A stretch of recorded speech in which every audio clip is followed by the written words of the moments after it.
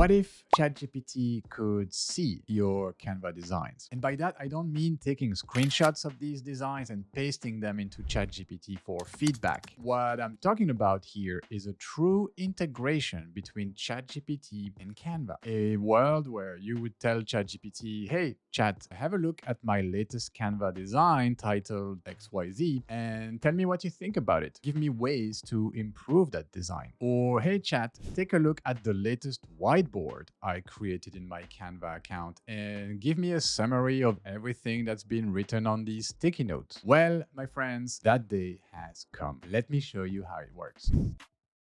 What's up, everyone? Ronnie here, your go-to Canva guru. Today, we dive deep into this new integration, this amazing news shared by Canva on LinkedIn that ChatGPT can now search my Canva designs. So this is the post that Canva shared on LinkedIn. The news was also broken by Anwar, who is the head of ecosystem at Canva. So the guy in charge of all of the Canva integrations and the app marketplace. And the post announces this brand new integration via the deep research connectors between ChatGPT and Canva. So without further ado, let's jump into all of that. Let's unpack this news, see what it does, and how you can leverage that in your daily workflow. And before we do so, if this is your first time with us right here on the channel, well, welcome, my friend. You are in the right place if you want to learn anything and everything about Canva. We have close to 1,000 tutorials on the channel, so make sure you subscribe so you never miss our weekly updates. All right, let's start by understanding who actually has access to this deep research Canva connector, because there's a little bit of confusion. Canva announced it's available, but the truth is that yes, it is available, but not for everyone just yet. Let me show you what I mean. So this is my ChatGPT Plus account. In order to kind of set up your deep research Canva connector, you'll need to follow these exact steps. From the homepage of your ChatGPT account, click on Tools, okay? And from here, run a deep research, okay? So I have a dedicated video about deep research on our AI channel, so make sure you check it out. But here, you need to click on deep research until you see this telescope right here with the research in blue. And the sources button is where you should see all of your connectors. So by default, if you are in Europe, just like me, or if you are in Switzerland, or if you are in the UK, you will only see GitHub as your only option for connectors. Even if you click on Connect More, you shouldn't be able to find anything else right there. So that is unfortunately the reality of all the European countries, including Switzerland, including the UK, right? So I found this information on the OpenAI website, in the help section. So there is a workaround, and the workaround is to use a VPN, all right? So I just happen to have a VPN right here. It is not connected right now because I wanted to show you this. I'm going to connect it to the United States. There you go. I am now connected to the United States server. So what you do from here, just refresh your ChatGPT tab right here. And then once again, you will click on Tools, run deep research and sources. Now, because I'm using this VPN, you will see more connectors. You'll see Box, Canva, Dropbox, GitHub, Gmail, and Connect More will give you even more options. So let's click on the Canva connector. All right, so find and fetch your Canva designs. That's what I want. Click on Connect, continue to Canva. And I will land on this page where I kind of need to confirm that I want to connect my Canva account to ChatGPT. But I love that I have the option of choosing my team, my Canva team. I don't want my main Canva account, the team RONNY account, to be fully connected to ChatGPT. For some reason, I kind of like my privacy and I don't want all of my company information and designs to be there. I have so many important documents in my Canva account. So I'm just going to select another team right here. I'm going to go for my RONNY's team. There you go. And allow. Now this should quickly connect my Canva account to ChatGPT. You will see a little bit of wheels turning and there you go. So now I can see that Canva via deep research is connected to my ChatGPT. You see, you can come back here, hit the manage button to disconnect your account if you decide, okay, this is not for you. But yeah, that's pretty much how it's done. So for those of you who, like me live in the EU but cannot wait to try this functionality in ChatGPT, I will leave you my affiliate link for NordVPN, which is the VPN I am using. This QR code or the link in the description will give you 3 free months of NordVPN so you can try the product. Full transparency, this is an affiliate link. So if you sign up, I will get a little commission on your subscription. But this video is not sponsored by NordVPN. It's just me sharing my free trial with you guys because honestly, this service has been working for me, and especially to work with ChatGPT, who always or never ships first to Europe. Now, let's continue with the tutorial.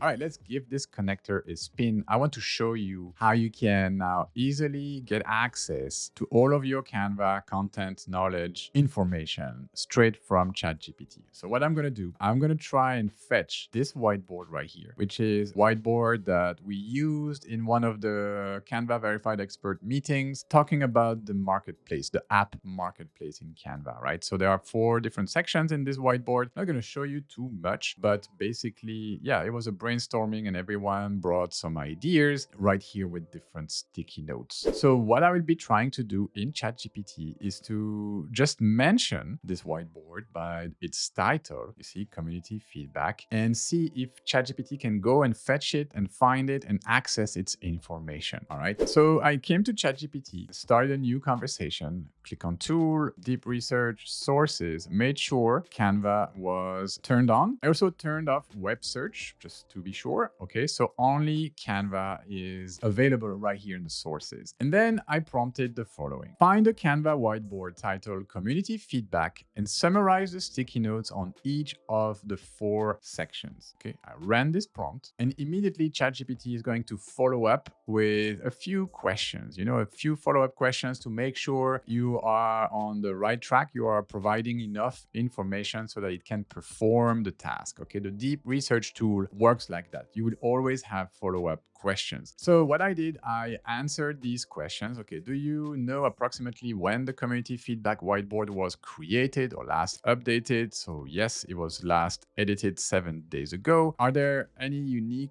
visual elements like color-coded section or specific labels that can identify the 4 sections? So it wanted to make sure it understood what 4 sections I was talking about. So I said, yes, the 4 sections are the following, and then I gave the name of each sections. Okay, so these are the different division in my whiteboard, with each of them had a specific question for us to brainstorm. And then 3, do you want a detailed summary of each sticky note or a high-level summary for each section? And I said, I want you for each section to give me a list of the ideas contained in the corresponding sticky notes. You can merge sticky notes containing the same idea into one item. Okay, great. So it thought for 11 minutes. This is important. This is not going to be an instantaneous response. It's going to take time to process the information, to go check and grab the information. What you can do from here, if you click on that line right here that says how long it's been researching for, you will have the entire chain of thought. Okay, so I'm mapping out the sticky notes on the community feedback whiteboard, blah, blah, blah. You see it's accessing Canva, reading Canva, read more from Canva, etc., etc. So you can really see the entire flow that ChatGPT's agent, Deep Research, has been conducting in order to get to the answer. And I don't know why it says 7 sources, because I really cut the access to the web. So among all of these 7 sources, all I see here is my one Canva document titled community feedback. So it's only really this community feedback that has been used. The 7 sources might be a little bug. All right, so summary of my whiteboard. Let's see and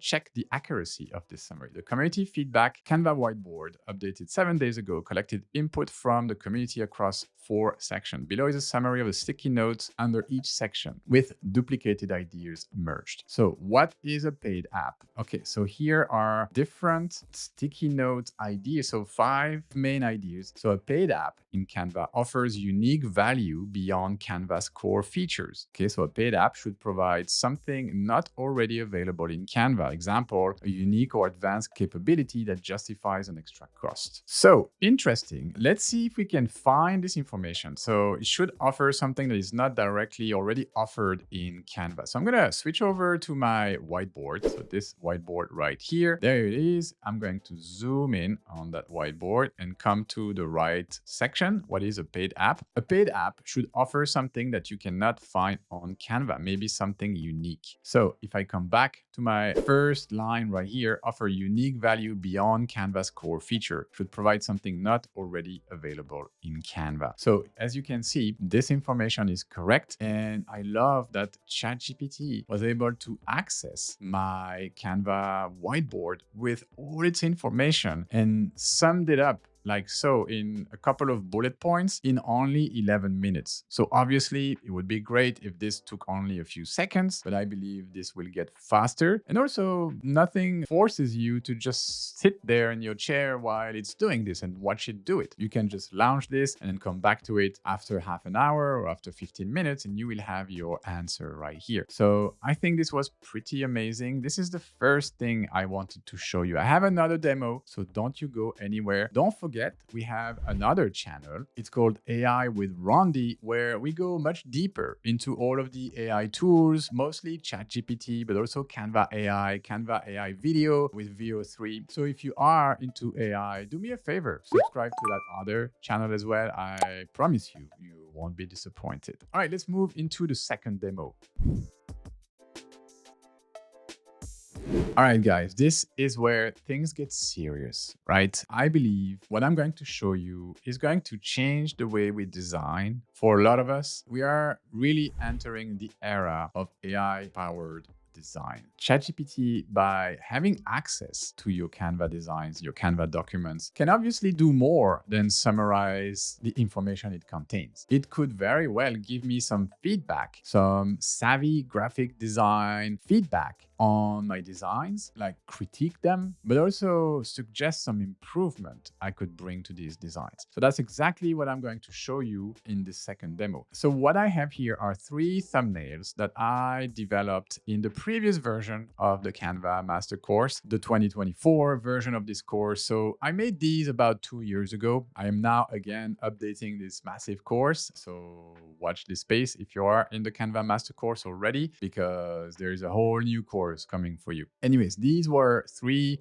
thumbnails that were part of the social media section, and I was showing how to design YouTube thumbnails. So I made these as part of a fictional series with my NGO Fair Trade Connection called the series The Voices of Fair Trade, and we have different artisan stories. Okay, so I made these thumbnails and I'm curious to get ChatGPT's feedback, pretending to be an art director, on like what does it think about my design. Right? So let me show you how I did that. So I obviously used the same thing. So deep research, connect with Canva, and prompted the following. You are an art director. I need you to give me feedback on the YouTube video thumbnails I designed in Canva. The document that contains my thumbnail is titled S06L08 YouTube thumbnails. Okay, so that is section 6, lecture 8 of the course, YouTube thumbnail. It was last edited 3 years ago. So I'm anticipating the follow-up questions that I had for the first demo and just making sure they are included in my prompt here. So next, I'd like you to focus on general feedback in order to improve the design, click worthiness, and ability to generate views on YouTube of my thumbnails. Okay, so that was my prompt. I ran that. I'd be glad to help, blah, blah, blah. Okay, so is this the correct title? So it's just making sure that S06L08 YouTube thumbnail is the correct version, the correct document I wanted to review. And even though it was last edited 3 years ago, okay, so it's just confirming the information I already gave it. Also, are you open to me reviewing all thumbnail designs within that document or just a specific one? So I answered yes, S06L08 YouTube thumbnail is the correct title. Review the first 3 pages / thumbnails in that document. I wanted a feedback on all the thumbnails. All right, so it got to work, took about 10 minutes, and here is the feedback. Okay, so basically I'm not going to read everything, but I'm going to read the first feedback for thumbnail number 1, Bulbuli's story. And before I do so, I'm going to quickly split my screen so you can see both my conversation with ChatGPT and the actual thumbnail. So you can actually, compare what it tells me with the design. So if you're ready, 1, 2, All right, so there you go. I have my thumbnails on this side, right? The 3 thumbnails. And the feedback you see here, thumbnail 1, Bulbuli's story, is this one right here. So focus on this thumbnail. Maybe I can zoom in a bit. All right, like so. The first point of ChatGPT is color contrast. Ensure that the text, the voices of fair trade, Bulbuli's story, has a strong contrast against its background. If Bulbuli's photo's background is bright or busy, consider adding a semi-transparent dark overlay behind the text, so behind this text. So here it seems that the advice is that if the background, if the photo behind my text is a little bit too busy or bright, I may want to consider adding, especially here, because you see it gets clearer, lighter, and we have white overlays. So it's giving me the advice, maybe I could darken this background somehow, okay? Next, use bold, bright colors. That is recommended to catch the viewer's attention. Next is font choices and size. Evaluate the font used for legibility. The title should be big, bold, and clear, since thumbnails are viewed at a small size. If the current font is thin or overly decorative, switch to a clean, heavy typeface. So it seems here that the advice I'm receiving is not super critiquing this particular design. It's just general advice on what would work as for a YouTube thumbnail. And I can see that by hovering over the different sources right here, I can see this is coming from somewhere else. Okay, you see lecture 19, your choice of font, etc., etc. So it's interesting that it's fetching more sources still in the Canva website to give me these pieces of advice right here. So make sure those 2 words are in large font size. This is where it gets interesting and specific. The series tagline, the voices of fair trade, can be in smaller secondary font. It should not be competing with the main title. So if it's currently in the same size or style as Bulbuli's story, try reducing the size or weight so that the viewer's eyes go to Bulbuli's story